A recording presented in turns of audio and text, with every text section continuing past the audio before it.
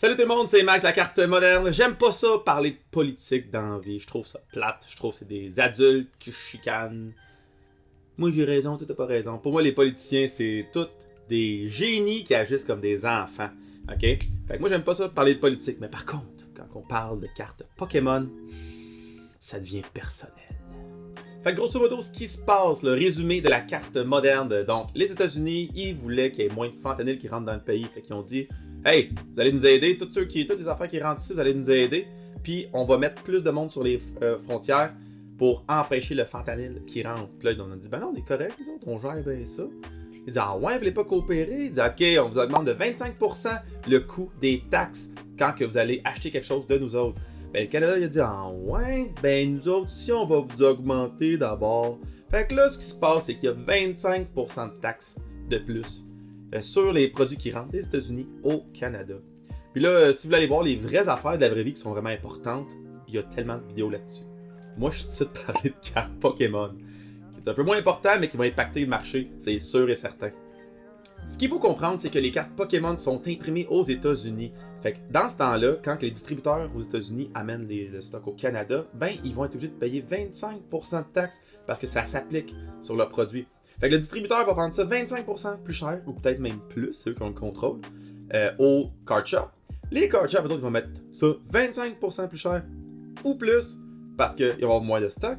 Fait que rendu là, nous, on va payer 25 à la limite 35% plus cher au final nos cartes. Puis déjà là, qu'il y a un problème d'approvisionnement, on n'est déjà pas capable de fournir la demande, puis là, en plus, on vient d'être augmenté de 25% de plus, ça va être quelque chose qui se passe dans le milieu du Pokémon. Fait que soit que ça va être la fermeture de plusieurs card shops qui sont pas capables d'avoir du stock, ou ben non, c'est des card shops qui ont été smart, qui ont été capables d'avoir du stock en backup, c'est là qu'ils ressortent leur vieux stock, puis qui vont être capables de mettre des produits sur leur tablette. Parce que s'ils ne reçoivent pas de stock, ça coûte trop cher, puis que rien ces tablettes, t'as pas d'argent qui rentre. Fait qu'au final, il faut que tu trouves des produits là. Et tout ça prend place le 4 février qui s'en vient, qui est littéralement demain, mardi le 4 février. Et puis ça se peut qu'il n'y ait pas de 25% parce que le Mexique ont donné à Trump ce qu'il voulait, donc 10 000 employés de plus à la frontière. Et Trump il a décidé de faire une pause des taxes pour un mois de temps. Fait que ça n'aura pas lieu pour le Mexique parce qu'ils se sont pliés aux exigences de Trump. Est-ce que le Canada va faire pareil? Personnellement, je ne pense pas. Trump il a fait un beau discours un matin qui avait des menaces aussi de son bord qui pourrait lui aussi répliquer. Donc, moi je pense pas qu'il va céder à son chantage. Et puis qu'est-ce que ça va faire ça? Ça va faire en sorte que demain on sera augmenté de 25% si tout se passe comme ça se doit. Genre. Fait que dans ce temps-là, c'est aujourd'hui, lundi, la dernière journée pour acheter des cartes avant qu'il y ait une augmentation de taxe de 25%.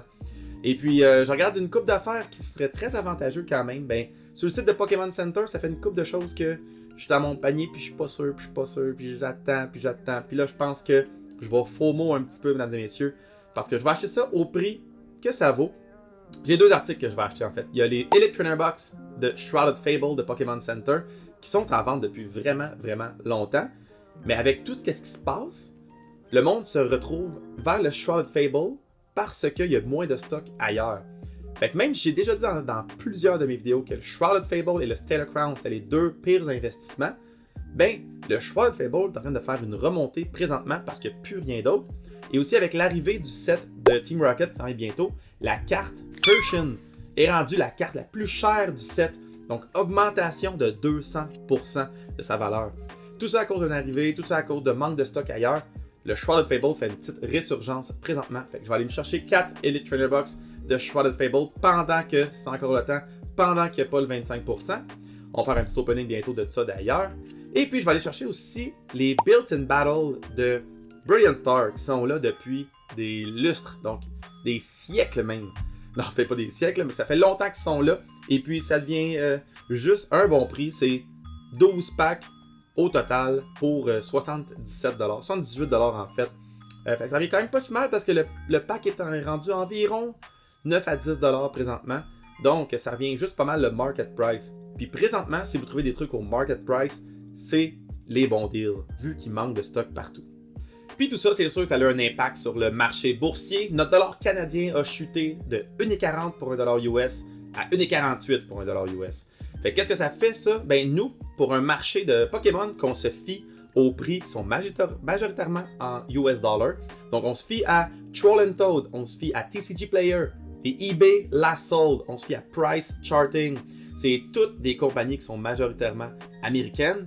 Le eBay, c'est principalement des transactions aux États-Unis qui se font. Et puis, c'est sûr qu'il y en a un peu de Canadiens, mais la majorité, c'est aux États-Unis. Fait qu'en se fiant à des plateformes qui sont américaines, ben, vos cartes Pokémon, si vous ne le saviez pas, que vous vendez entre d'autres personnes du Canada, viennent de prendre de la valeur. Donc, je m'explique. Si vous avez une carte qui vaut 100$ US et puis que la conversion canadienne est à 1.4, votre carte en canadien vaut 140$. Fine? Maintenant, si la conversion est à 1.5, ben la carte vaut 150$. Donc, quand le dollar canadien vaut moins cher, ben la carte vaut plus cher au Canada. Donc, si vous voulez, c'est le temps de vendre présentement parce que vous avez un 5% de plus que vous pouvez aller récolter.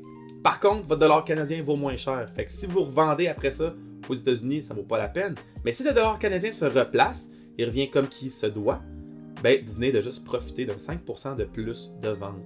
Fait que c'est minime, là, c'est rien. Mais c'est quand même quelque chose qui n'est pas à négliger si on achète et on vend beaucoup. Puis pour l'effet inverse, ben, les Américains, leur dollar est plus fort, donc ça se peut qu'eux, ils voient un listing en canadien et qu'à leurs yeux, ça coûte moins cher. Donc ça se peut qu'ils achètent un peu plus canadien le temps qu'il n'y ait pas de taxe qui est là. Fait que ça se peut que si vous avez un eBay puis que vous mettez des options de shipping aux States, ben ça se peut que vous ayez un peu plus de visibilité puis un peu plus de clics sur votre annonce. Puis je suis d'accord qu'il faut acheter plus canadien le temps que ça passe. Je pense que c'est un message puis il faut s'unir en tant que nation. Mais je pense pas que c'est de boycotter à 100% les Américains. Je pense pas que c'est un petit gars orange avec un gros ego qui définit les États-Unis à 100%. Je pense que la majorité, c'est des familles, c'est du monde qui enjoy le hobby comme vous et moi.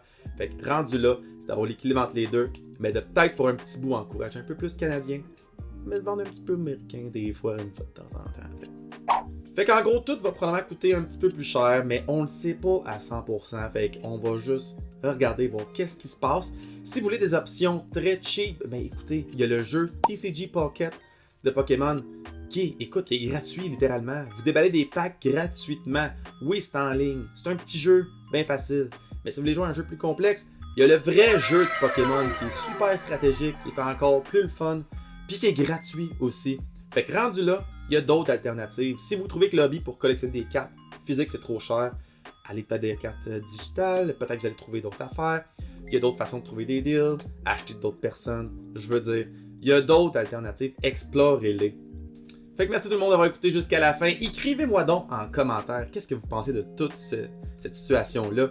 Je suis tout le temps ouvert à toutes les opinions, ever. Si vous n'êtes pas d'accord avec ce que je dis, je respecte ça. Pas de stress. Dites-moi-le par contre. Puis je vais peut-être faire ouais, t'as raison. Moi, j'ai pas d'ego dans la vie. Fait que je suis capable d'être ouvert aux opinions des autres. Et puis dans tout ça, j'invite tout le temps à me suivre sur Facebook, Instagram. Je poste du contenu à chaque jour. Et je rappelle que c'est vous collectionnez ce que vous voulez toujours. Et puis on se dit à la semaine prochaine, 25% plus cher. Ciao la gang.